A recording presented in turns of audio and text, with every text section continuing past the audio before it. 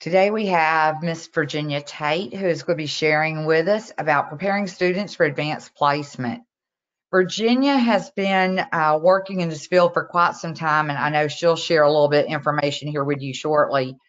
But I have been very impressed with her work and her success with AP and felt like she would be a really good asset to have come on today and talk to us about preparing the kids for AP. Virginia, do you have us queued up? Are you there and got your mic ready also? While Virginia's getting her mic unmuted there, just a reminder that we do have everyone muted and only those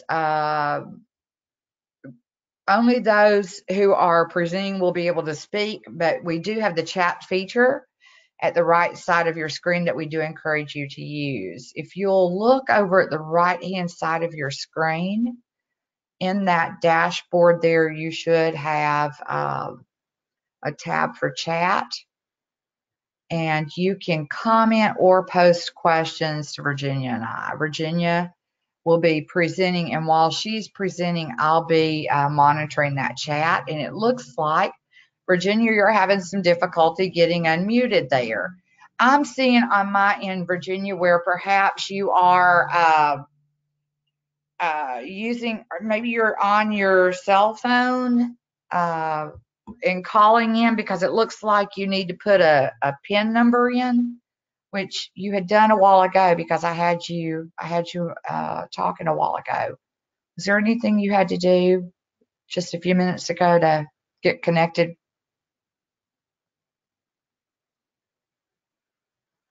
I'm going to pause our recording for just a moment. Okay. Okay, Virginia, we're glad to have you on, and we've got you connected. So why don't you go ahead and take over now? And remember, folks, if you want to comment or ask a question, use that chat feature over on the right-hand side of your panel. Okay, thank you, Pam. Good afternoon, y'all. Today we're going to be diving into how to use Active Classroom as a resource to help students prepare for the advanced placement exam. I love Active Classroom so much because I really believe that there is something that every teacher, no matter what level student you teach, can use. But obviously there are certain activities that are better than others for advanced placement preparation.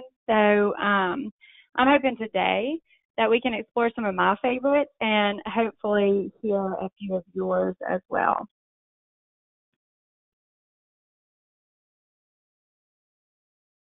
Okay, so a little bit about me. My name is Virginia Tate, like Pam said. I am from Florence, Alabama, and I'm currently teaching at Florence High School. I've got about 12 years experience in the classroom. 10 of those come teaching AP US History, and I'm also a part of the A+ College Ready AP US History development team in Alabama. So the A+ College Ready organization in Alabama really looks to improve AP scores across pretty much every discipline in the state. And we design curriculum and lessons for AP teachers and provide training to new AP teachers in an effort to help get our AP scores up in the state of Alabama. So now that you know a little bit about me, I'm just going to outline what today's webinar is going to look like so you kind of know what to expect. First, we're just going to talk about some of the skills that are needed for success on the advanced placement test. But really, these aren't just skills that are needed for success on the AP exam. I believe these skills are good for every student historian to master. And so we're going to look at those. And then we're going to look at activities in Active Classroom specifically that teach these skills and help students master these skills. And then lastly, we're going to look at, I think, just a couple other Active Classroom activities that I use like all the time, but might oftentimes be overlooked by other AP teachers just because, you know, you might think that they're too simple for your students, but my students really enjoy them and they help us get through material quickly. So those are the three things that we're going to spend some time looking at today. Hey, Virginia. So first, yeah, Virginia, are we still supposed yes. to be on the first slide of your PowerPoint? No, that's not what I'm seeing. I'm only Let's seeing the first see. slide of your PowerPoint. I wonder if when you got kicked out, I didn't share my screen wasn't shared anymore. maybe not. Let's see. Can you see something different now? I do now, yes. Okay. I think maybe I've got it Right. figured out. I'm sorry. No problem. Thank you. All right. Thanks. All right. So we're going to look at the skills, like I said, first that are needed for AP students. So let's see. We are first going to talk about analyzing primary sources. Pam, can you still hear me? I'm seeing experiencing difficulties with the audio conference. No, I've got you just fine, Virginia. Oh, okay, just making sure. Okay. All right. So analyzing primary documents, I think, is the first skill that every student historian needs to be able to do, and really probably the most important of them all. So this is a skill, though, that I think students are kind of intimidated by. And it's also a skill, like in my case, I have 10th graders who are taking their very first AP class. And really, they haven't done much analysis of primary source documents at all in 7th, 8th, and 9th grade. So it's really intimidating to them, and it's a completely new concept. You guys know, if you're familiar with AP, this idea of hippoing documents, or some of you might refer to it as happying documents. So it's like looking at the historical context of a document, the intended audience, the purpose, the point of view, and then having students kind of try to think of outside information that's not contained in the document, but they might think of when they read the document. So we spent a good bit of time using Active in my classroom to try and make sure that students can do these things and realize that all of these different sourcing tools can directly affect the content of the document.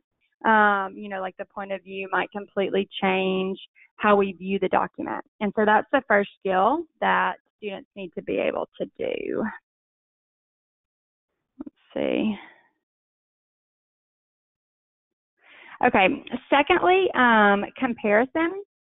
This is like a way easier skill for students to grasp. I feel like they compare and contrast in pretty much every subject, but it's still no less significant. And Active has a lot of activities that help students learn how to compare and contrast.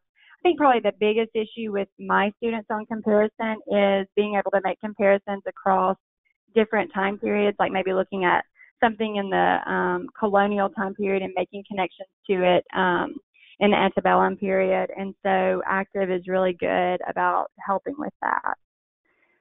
So the next skill, contextualization, which involves the ability to be able to put something in its proper historical context. And this is a complete work in progress in my classroom. It is January, and we are still really trying to get a grasp on contextualization.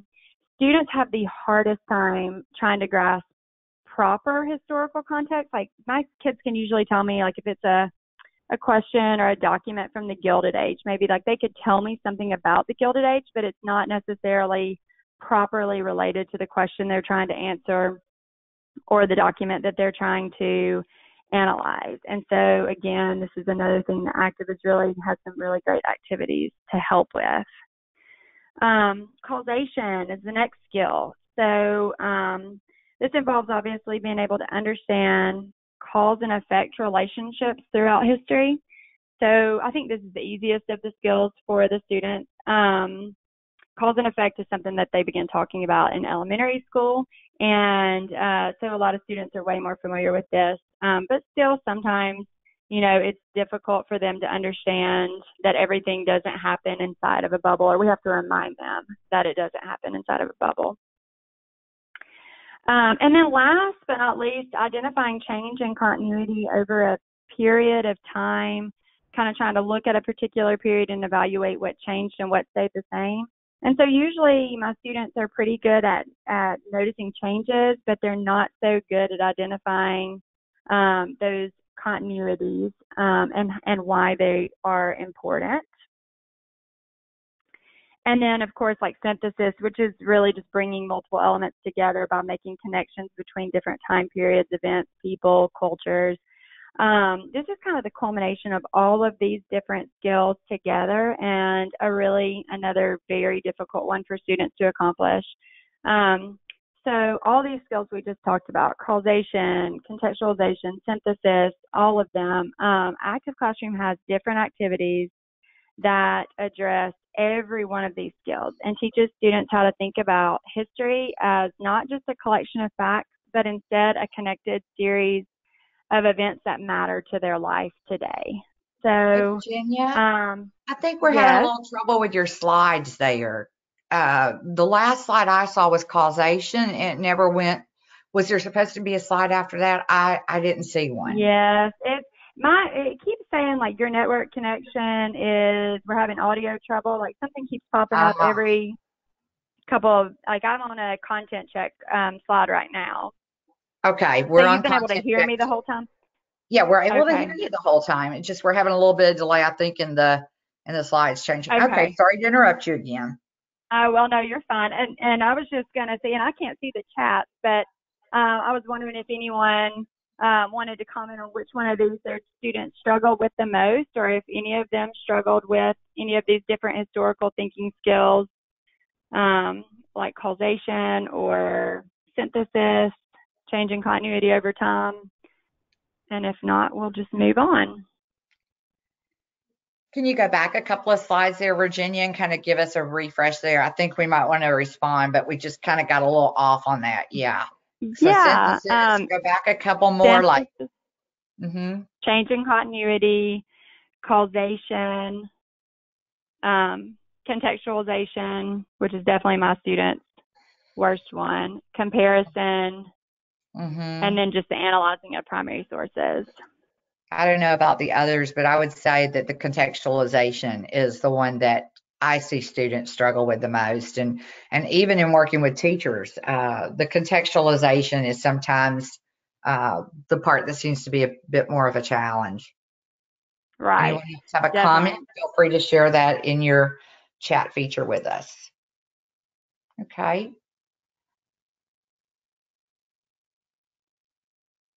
Are we ready, Pam, or are we waiting on? Yeah, go ahead, Virginia. And if anybody Okay, comments, we'll take a look at that. okay, sounds good. All right. So now what we're going to do is, in this part of the webinar, we're going to look at activities that are in Active Classroom that help develop some of these skills. So I know, like, if you are a new user of Active Classroom, I think that sometimes it can be overwhelming because there's so much great stuff.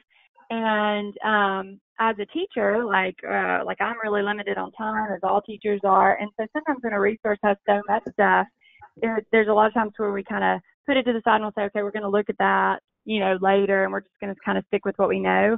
So I'm really hoping that I'm going to point out a couple of skills that I think activities that are really helpful in developing some of these skills. So maybe it'll make it easier on you guys when you look to find activities.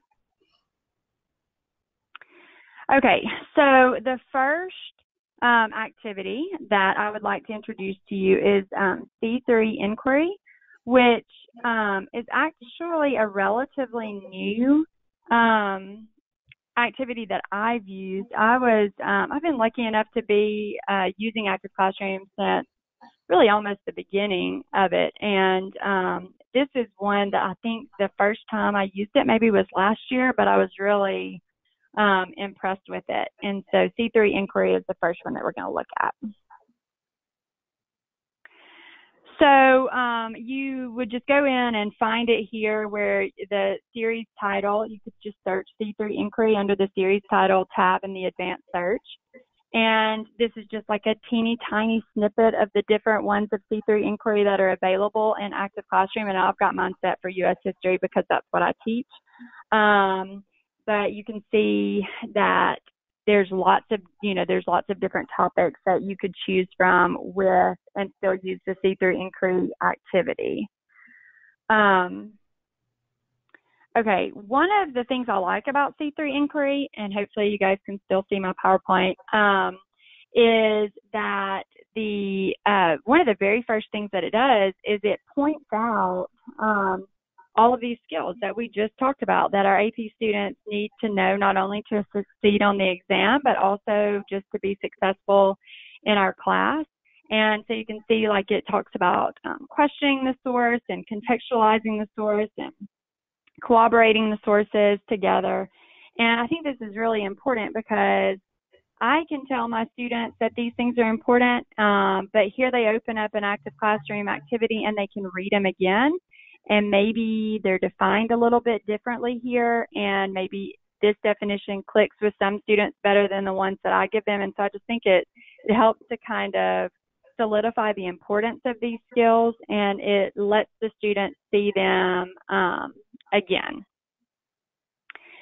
So, so see-through inquiry, like, this is what it looks like kind of if you opened up one. This is one of the American Revolution. And I think it can be kind of overwhelming as a teacher that's new to this source, because it looks like when you just open it up, it's like, oh my goodness, this is going to take, lots of different days. And I've got to divide my students up into all of these different groups. And I know, like, as AP teachers, we don't have lots of days to spend on a topic sometimes. And so that can kind of be a little bit intimidating. So I can't remember exactly which one I did this year, but we did the entire activity from start to finish, and it was so fabulous. And I think it took maybe 2 days. But my students really loved it.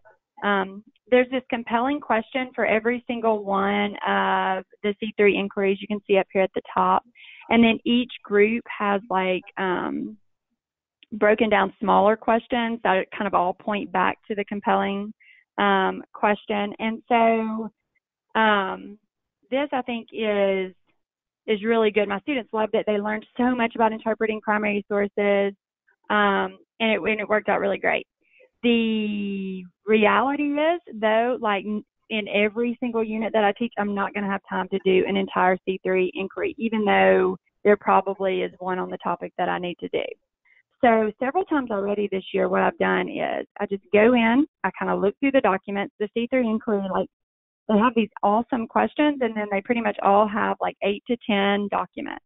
And so I just pick like 1 or 2 of the documents that I really like, and I pull those out, and it's like, it takes way less time. We can do it in like 30 minutes.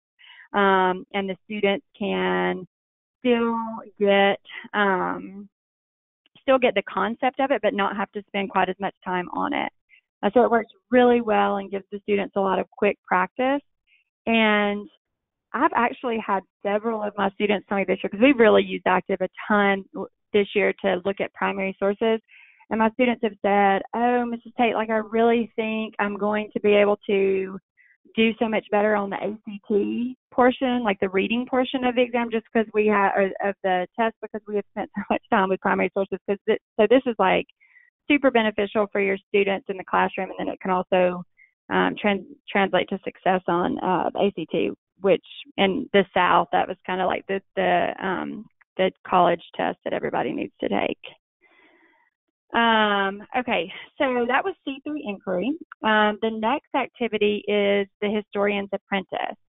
Now, this is another activity that I use pretty frequently, or like really frequently, and I've used this one for a long time. This one's kind of been around on Active for a long time, and I love this one because the questions that they present to students are questions like they might see on the AP exam, and so they're higher level thinking, and they challenge student thinking.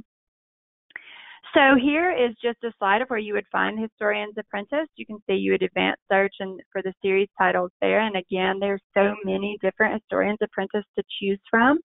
And you can see some of them there. Again, I've got mine set for U.S. history. One of my favorites, one I've used several of these. One of my favorites is this one on abolition between Garrison and Douglas. And so we're going to look just a little bit more deeper at that particular one, but they're all great. So one of my favorite things about the Historian's Apprentice is the introductory essays. They are always wonderfully written, and they're really easy for the students to understand. They're so much easier than the textbook that they're trying to read, and they oftentimes, like for this one, I use this introductory essay between Garrison and Douglas to teach the comparison skill. So I'll have the students read the introductory essay and then have them complete a Venn diagram while they're reading it. And it saves time in the classroom because this has pretty much all, like a lot of the information that I would just give it like basic about Garrison and Douglas, and it sometimes I'll assign it for homework. So these introductory essays are just really, really great. All the Historian's Apprentice are also accompanied by these 5 habits of historical thinking, which again is great for teaching AP skills that we talked about earlier. Like you can see here, they have change in continuity, cause and effect, point of view, interpretation. So here's another place and another activity where your students can pull up and see these skills listed, and they can, again, it kind of reiterates how important these skills are. So inside of the Historian's Apprentice, you have these primary sources, and the thing I like so much about it is that you have these primary sources that might be kind of difficult for for your students in and of themselves. Because I know in Alabama, we've had a huge push to increase the amount of students who are taking advanced placement. And so as a result of that, maybe not every student is what I would have used to have considered of AP, capable of doing AP. And so these primary sources have these questions that go along with them that kind of hold the student's hands and helps them pick out what skills they need to be able to do.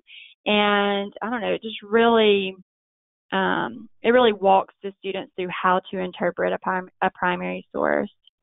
This is another thing, the Historian's Apprentice, that sometimes I don't have time to do the entire activity, even though they are fabulous if you do. And there are certain units that I always have, one Historian's Apprentice that we do from start to finish. But then in other units, I'll just find a couple of documents that I can pull and assign out to the kids. And the thing I like about Historian's Apprentice is they also include secondary sources. And so the students can read a primary source and interpret it and then corroborate it with a secondary source. And so it gives them practice on kind of comparing primary sources to secondary sources, and I love that. And then last but not least about the Historian's Apprentice, they're all accompanied with document-based questions. And so if you do have time to do the entire lesson, these are great ways for students to get some work on their writing skills. So Historian's Apprentice is another activity that I really, really love.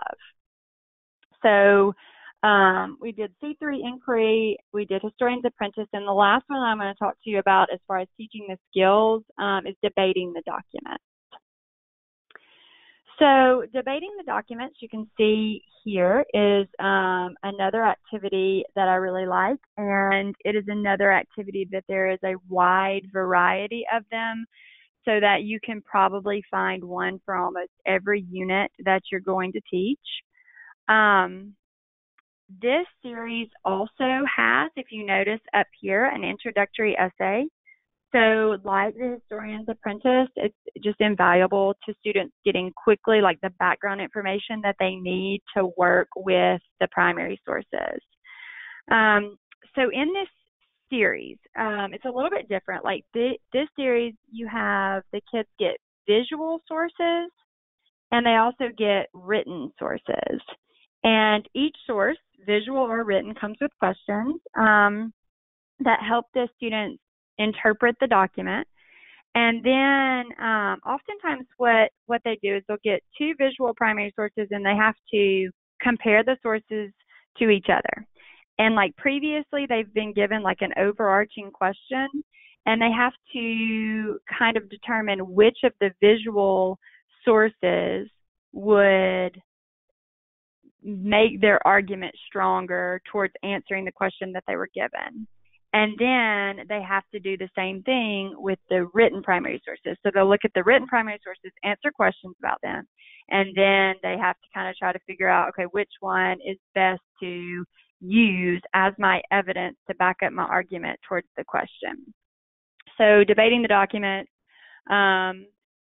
really great for helping students learn to use primary sources as evidence for an argument that they are making. So this is a picture of a few of my students doing this is actually debating the document, and it says Historian's Apprentice, but it's not. But what I did in this instance is, because we didn't have time to go through the entire debating the document, because that's just the nature of AP. And so I put the students in groups of 4 typically, and I assigned, I gave them inside their group of 4, I gave them each a partner, and I assigned each partner a visual source and a written source. And so 2 students worked together looking at one visual source and one written source, and 2 other students looked at the other one and kind of interpreted those together, and then they shared out with each other. So I use this strategy a lot when I'm trying to get through something kind of quickly, but I want them to all have access to the ideas that are in the document. And so this can be a way that the students can get through more documents in a shorter period of time. So again, I'm telling you, like, active classroom activities are great because you can do them all in their entirety, or you can split them up, and the students really still get the benefit of analyzing the primary sources. So I don't know if any of you have ever used any of these 3 activities. They were C3 inquiry, debating the document, and the Historian's Apprentice. And if you have, like, which one of these was your favorite, or even if you hadn't, which one do you think you would like, or which one do you think your students would like the most? If anybody wants to comment. Yes, all of them are fabulous for sure. These are probably my 3 favorite, and definitely I'm about to give you guys 2 more. And they're not maybe on the same level as the other 3, but they're still great. Yeah, my kids really have benefited from having access to all of these. All right, well, we're just going to go on really quickly to 2 more activities that are really useful that I use all the time, even though I bet some people wouldn't probably use them in an AP classroom because they might think that they're too elementary, but my students really enjoy them, and I'm going to tell you why I like them as we get to them. So the first is Atlas of U.S. History, and I use probably 1 or 2 of these with every single unit. That's one thing I like about them, is there is always an Atlas of U.S. History to go with pretty much everything. There's tons of them to choose from. And students can complete them in 15 to 20 minutes, or at least advanced students can. I know I have some colleagues that use these for the regular classroom. They may take them a little bit longer, but advanced students can kind of complete these pretty quickly. And it helps the students get a broad overview of a topic that we're going to cover in the unit, and they kind of get an idea, and then we go into more depth with that topic later on in the unit. And I don't know, I have found that another reason I like these so much is I have found that my students' map reading skills are really pretty terrible. Like, they don't really know what everything means on a map. Last week we were doing an Atlas of U.S. History, and had a question about mountain ranges, and my AP students didn't realize that this part, on the map meant that was mountainous. And so I think in elementary school that social studies can kind of get pushed to the back burner sometimes, and as a result of that, my students aren't always great with maps, but hopefully they're getting better by using the Atlas of U.S. History, and they're really improving their map skills as a result. So we love Atlas of U.S. History. And then last but not least, probably my all-time favorite is decision making in U.S. history. All right, I think there's also one for world history, if I'm not mistaken. So I love this activity as an introduction to material. So basically, the students are always presented with like some sort of decision in history, and so they get all the details of what goes into the decision, and they get a lot of information surrounding the decision, and then they have to put themselves in the leader, like the shoes of the leaders throughout history. So like this particular one that you can see in front of you right now, it deals with Jamestown and like, would you invest in Jamestown? Would you have wanted to invest in the Virginia company? And so my students love this because they love to think about like the advantages and disadvantages of a situation. Um, and like I always usually put them with a partner, and I'm kind of mean and make them like to agree in their partner, like what they're going to do. And this activity probably triggers the most rich conversations that go on in my room all year. And they're like constantly trying to weigh the pros and cons. And then once they hear the results of what like really happened, they gloat if they made the right decision. Or sometimes I have those students that even argue that their decision would have been better and things would have turned out better. So this is a super fun activity to use in the classroom. Kids get really involved, and if you're not using it, I suggest that you try it. So that basically sums up everything that I have today. And I was just going to see if any of you wanted to comment on your favorite active classroom activities that you use. You give me some ideas on stuff that I could use to help prepare my kids. But other than that, that's all I've got. Well, Virginia, that was very rich and very good for all of us. Thank you so much. And if you guys have a comment about a favorite activity in active classroom that Virginia didn't go over with you, go ahead and post that over in your chat comments, and we'll be glad to look at that. A lot of comments were happening, Virginia, while you were sharing with us, and I've addressed those, specifically things Okay. like in C3, they would like to have more modern world history topics, and we certainly have a lot more world history topics coming. We launched just the few that we had prepared in January. We'll be launching the rest of those around June or July of this year. So good to have you on with us. You always bring so much to a webinar. Your experience in the classroom really gives us a rich experience. I appreciate that so much. Well, thank you, Pam. I enjoy Uh, doing it. I enjoy it with you. I really do. Does anyone else have any comments or anything you'd like to share with Virginia? We see where Gail says, thank you. This was informative. Be happy to share if I were teaching. She does do a lot of work at at Rice University. Mhm. Okay, good, good. We're so glad to have everybody on tonight. And I'll be sending out the link for the webinar. So you will receive that in the next day or so.